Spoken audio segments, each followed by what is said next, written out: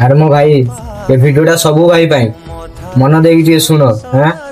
जदि तुम बापा केवे तुमको गाड़ी दौची ना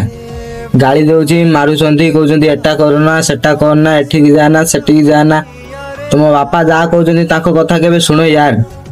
कहीं ना तुम बापा जहाँ कहते तुम भल कहते जदि तुम बापा कथा एबे न शुणव ना ताहले तुम लाइफ रे तुम केबे सक्सेस हो पारिबनी। तुमको ये कथाटा कहबार कारण एटा कि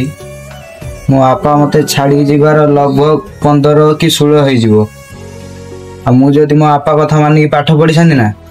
ताहले तो छोट बयस आसिक बाहर काम कर देख मु तुमको गोटे कथा कहूँ जा पाखर बापा थाए ना से केबे बापार सुख पाएनी आ जा पाखर बापा न थाए ना ताको पचार बापार मूल्य कौन से तुमको सियोर कहब। अरे भाई ये तुम बापा ये तो पाखर अच्छे बोली तुम्हें बापार मूल्य बुझी पारुन आ जब तुम बापार मूल्य बुझीबन ना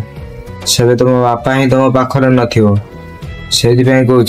एबे भी टाइम अच्छे बुझी जाओ रही जय जगन्नाथ। बापा मो बापा मो मथारे थाउ सदा तुम हाथ बापा मो बापा तमें केमिति सही जाए